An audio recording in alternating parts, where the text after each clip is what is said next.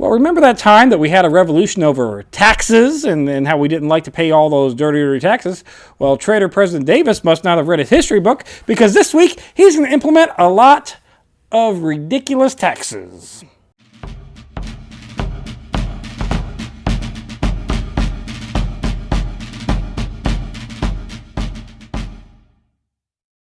Hello and welcome to Civil War in Hindsight. I'm Lieutenant Tommy. With me, as always, is Prospector Johnny. And Johnny, this week, it's taxation season, I guess. I hope you did your taxes at home, because Traitor President Davis is out for your taxes. Oh, he can't have my taxes. This week. So well, not yours, because we don't care. Yeah, he can go to hell. He can say whatever. He can collect taxes from me.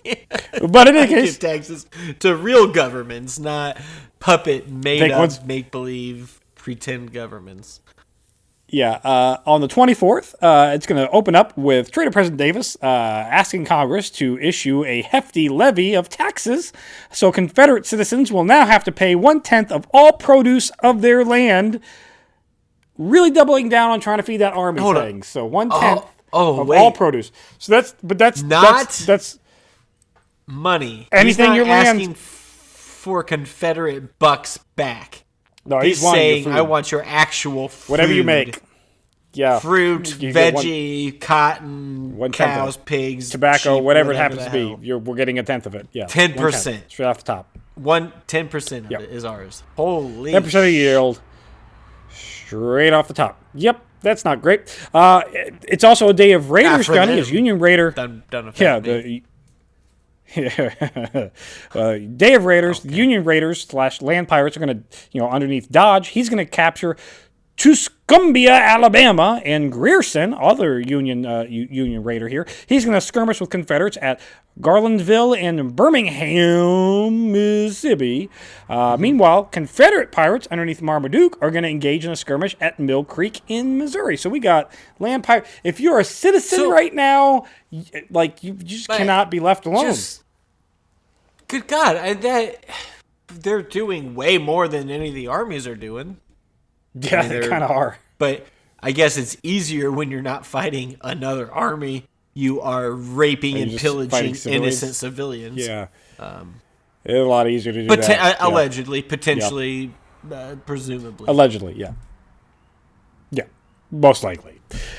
Anyways, Grant's forces are going to engage in a skirmish at Hard Times Landing as his forces are pushing south of Vicksburg on the 25th. We actually have some Grant's like, you know what? Screw this pussyfooting around. We're just gonna march. Let's go. Let's start marching in that general direction. And he's marching in that. He's doing something. Different. We're on our way. Major General Dobney H. Murray, he's going to assume command of the Confederate Department of the Tennessee. And good luck there, fucker, because there's not much left of Tennessee that you have control of. So, it'll be easy then. Yeah, he can just he can stand in a spot and do a circle and be like, that's all of the part of Tennessee we're secured. Yep, we're secured. There. Good job. That's it. British Parliament, Johnny, news over the pond, they're not very happy about their ships being taken by the Union blockade. So mommy and daddy over the sea are now a little mad that we're breaking their stuff. Their children are breaking their valuables. No, I can understand mommy and daddy being mad about us confiscating those couple of vessels down in Mexico. I get that. It was not the right thing to do. We don't control Mexican water. We were wrong. We probably shouldn't have done that. Sorry. Granted, those boats had weapons and ammunition that were destined for the Confederacy through Texas. But look, we get it. Mexico's not our water. We probably shouldn't be. But you have no room to bitch about your boats, which you yourself, Queen said, we're not getting involved, we're not going to trade with either side, we're not doing any of this shit. So when your citizens are trying to sneak goods and services through our shores, through our waters, you really can't get mad when they get captured. Like that's well, okay, that's on you. But Tommy, you know how mommy and daddy are. All right, you know how they are. They think they own this entire planet. They think everything's theirs. All right, they do. They've been going around grabbing up everything for years and years and years. So it's no surprise that even though when we move out, we buy our own house, and if somebody comes and trespasses, we capture them, they're still going to get mad if it's one of their trespassers. Well, they can get mad about it. I guess they can come to war with us over it again if they want. It didn't go so well the first time. Yeah. So. Yeah, how's that pocketbook doing, Mommy and Daddy? How's your retirement looking? We bankrupted them so hard. If nothing else in American history, just know that we bankrupted England. We bankrupted the British Empire. We bankrupted them by them trying to protect us, and then when they tried to tax us, we said no, and then we bankrupted them again. And then, and then we broke apart, so we never had to give them any money. It's amazing. Fun times. Anyways, Marmaduke is going to unsuccessfully attack Cape Girardeau as the Union forces push him back on the 26th. So apparently, if you're a land pirate, don't attack places where there's an army because you're gonna lose. You're gonna get out back. Of your league a little bit. Yeah, you're out of your. Yeah, you don't have the same amount of funding. It's close, but it's not quite the same. And they're close, but not quite the same. Nope. The hell out of here. You lost. Another Union officer is going to get into the raiding business, Johnny, when he's going to launch his raids from Tuscumbia, Alabama, and go deeper into the Alabamas. Don't know why you'd want to go deeper into Alabama, but sure. What is that going to accomplish if we're deeper in Alabama?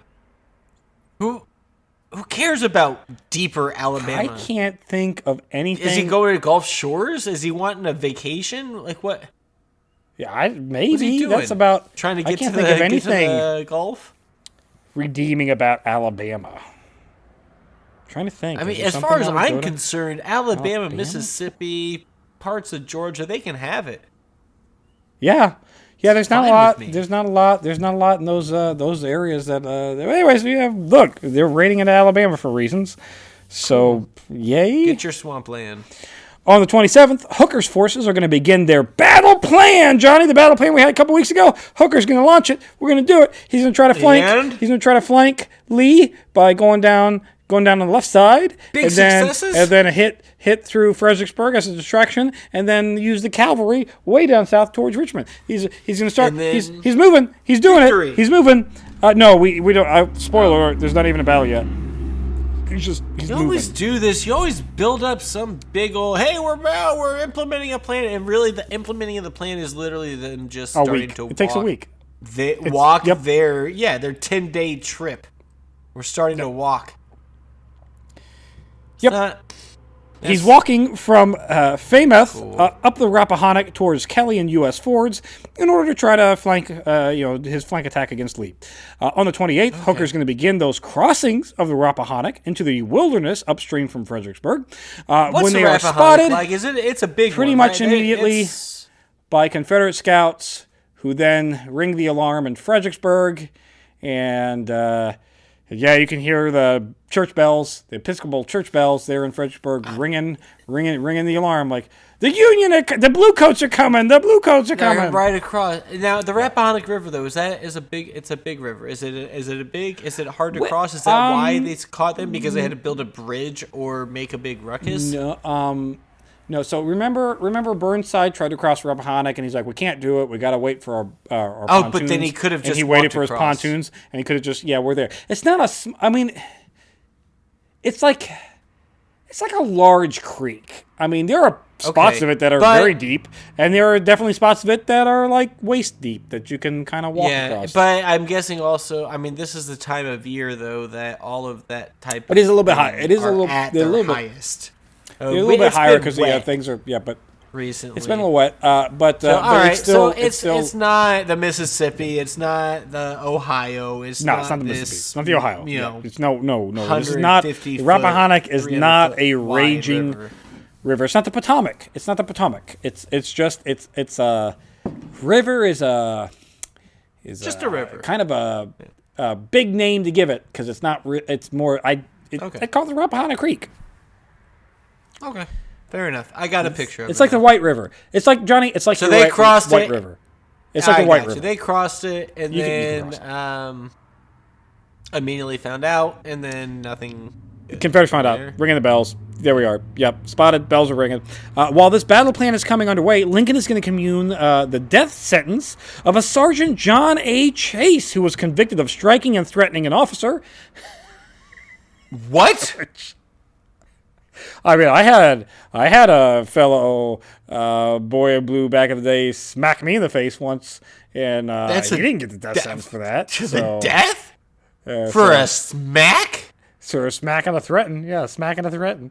I mean, I had a fellow boy in blue. You know what? Smack me across the face and be like, "Shut your mouth!" And I'm like, "Okay, you got it, dude. You're older than me. You got it." You know what, Lincoln? You know what? You go ahead and set your example. You let people know. You put your head on a fence post. You put it out in the entry to the the village. He's communing that sentence. Wait. He's saying that was a bit. Oh, I misunderstood. He's saying that's a bit harsh. He's saying that's a bit harsh. Of course, yeah. Of course, our very noble, glorious president, and forgiving dictator would forgive this crime and not see it as punishable by death. That's my mistake. That's on me. He doesn't quite forgive the crime. Instead of sentencing him to death, he gets to be sentenced to hard labor with a literal ball and chain to be shackled to his leg for the remainder of the war. So, for me, that could be a 1-week sentence. To be fair, could be a 1-week sentence. Could be a 20-year sentence. We don't know. And to be fair, if it was me, hard labor. Shoot me in the face instead. Can we do that? You wouldn't. I mean, you wouldn't do well in hard labor. I would not do well with hard labor. It's not. It would not be. It's not going to be great. No. On the 29th, Johnny Hooker's going to move his troops across the Rappahannock, officially across, at the U.S. and Kelly Fords, clear the left flank of the Confederates. Union cavalry underneath Stoneman are going to begin operating towards Richmond, where they will attempt to cut off communications between Lee and the Traitor capital. Good news there, it seems, at least so far. Sure. Out west, Grant is going to have his gunboats bombard Confederate gun emplacements at Grand Gulf. But after 6 hours, the Confederate gun emplacements are still there, and Grant says, "Fuck it, let's just keep walking. We're just going to ignore them, and we're just going to go downstream a little bit, and we're going to keep walking. We're just going to." So he stopped for 6 hours to shoot at some stuff. Nothing happened. He's let's go. And just got it. So he goes farther south to cross the Mississippi at Bruinsburg, which is what he does. And while Grant's army is attempting to cross at night, Sherman is going to distract Vicksburg by attacking from the north. So he's going to engage, start moving his troops from the north down to. So basically, we're gonna surround Vicksburg. We're making a sandwich. We're moving an army from the north and an army from the south. We're going to make a sandwich. We're going to cut them off and then slowly starve them out. That's our goal. Whether it happens that way or not, I don't know, but that's our goal. So this is a miniature version of our larger Anaconda plan. Yes. Yep. You got it. All right. Well, the Anaconda plan has been working so well and so quickly, so I'm excited to see how this 8-year little it is working. Goes. It's just not quick. No. I know. Yeah. It's so working. The South is totally going to be out of food in 35 years, I've heard. 35 years are going to be unable to continue this war. 100%. We're losing, I don't know, between 100 and 3,000 people every week. That'll be fine. Wait, that's no over exaggeration. We're not losing between 100 and 3,000 a week. I think is accurate. I thought you meant 100,000 to 300,000 a week. Oh, no, I misheard you. That's my fault. No, that's 100 people. In the skirmish up weeks, to 3,000 people in the big battle. And during battle. Yeah, you're right. That's accurate. That's probably accurate. Yeah, that's probably. Yeah, I've been paying attention for the past 2.5 years or whatever. That's accurate. And Johnny, this week is going to come to an end on the 30th with Hooker encamping his army around Chancellor Family House, also known as Chancellorsville, and there's going to be a brief skirmish there at Spotsylvania Courthouse, and Stoneman's cavalry is going to try to engage in fighting around Raccoon Ford, so we are definitely going to have battle soon. Or a skirmish. But it's not going to happen today. It's not going to happen this week, so you have to stay tuned to next week to see what happens there. But right now, it looks like Hooker's going to be moving to attack Lee somewhere in or around Fredericksburg/Chancellorsville. Hooker is confident in his campaign that it was only going to last 3 days. He said to Lincoln, he goes, listen, 3 days, I'm going to have Lee beat. And we are now 4 days into the campaign, and we haven't actually even had a battle yet. So, starting off real well. It seems to me the higher up in power you get in any area, it's like you suddenly become bad at predicting how long things will take. I have not heard a single accurate prediction from anybody. Any of these generals during this war. Oh, I predict it'll take 2 days to march this, and all of a sudden 3 weeks later they're not there. Oh, I predict this war is going to be over by winter, because of course, come winter they're not going to be able to keep doing it. Like, what? Get a psychic. Like on both sides. Can we hire a psychic? Are we against? Is it because America's against gypsies because of our Puritan status? Is that what's happening? Is it Johnny? We did remember Lincoln had a seance last week, so I don't think that's necessarily. Well, but you said that was some sort of weird, kinky sex prank. It probably was, yeah. And a seance isn't quite the same as like a medium, like to try to like a tarot card reading or something. Yeah, a psychic. We might want to try that, but for those playing at home, read some tarot cards and tell us what's going to happen. What's going to happen next week? That's it for this week in Civil War in Hindsight. Read a history book. You could do that too. Enjoy Civil War in Hindsight.